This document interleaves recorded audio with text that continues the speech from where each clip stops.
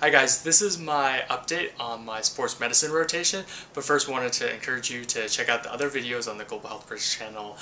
Jess, Kay, Shuvra, they have really exciting videos on global health. In terms of how this video is related to global health, so sports medicine is part of orthopedic surgery, and orthopedic surgery is actually greatly needed in not just developed countries, but developing countries. And so there's a nonprofit organization started by UCSF surgeons, orthopedic surgeons. They're trying to highlight this need. I really like their website in the publications area where they point you to articles talking about the need for surgery, the need for orthopedic surgery in developing countries.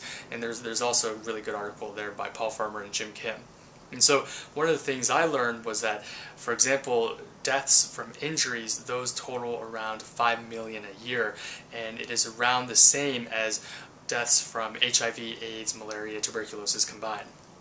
So definitely surgery and orthopedic surgery, this is a really important area, and if you're interested in orthopedic surgery and global health, you can definitely make a difference. And so with regards to my video today, I just wanted to share with you briefly what I did, which was I was at the cast room today and I learned how to put on splints and casts. And so I put on, so this is a splint, and so I'm not actually injured, but I learned how to put on a splint. And this is called a long arm splint. It's from the it's actually hard here all the way to the mid-palm region, and it's good for if you have injuries in the interarticular area all the way to the forearm.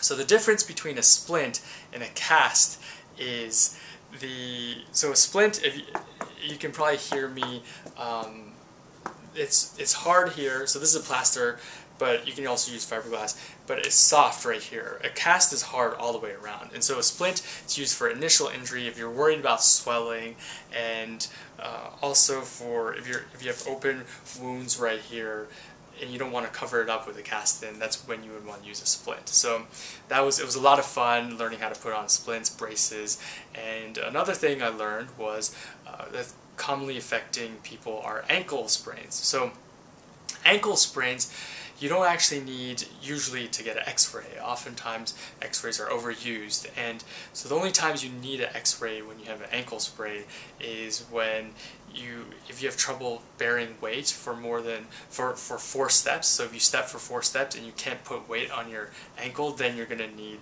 likely an x-ray. And if you touch around the ankle region and you palpate along the bone, if that hurts, if there's bone tenderness, then you're going to need an x-ray. But other than that, you don't need an x-ray. You likely don't need an x-ray. Those are called the Ottawa rules, Ottawa ankle rules. So if you do have an ankle sprain, obviously you want to rest, ice, compress, and elevate. But another thing that I learned today was that often doctors will recommend using a boot. So a hard cast boot that goes all the way up to your knee, and it prevents your ankle from moving in ways that are going to hurt it more. And so that often helps you get your ankle better.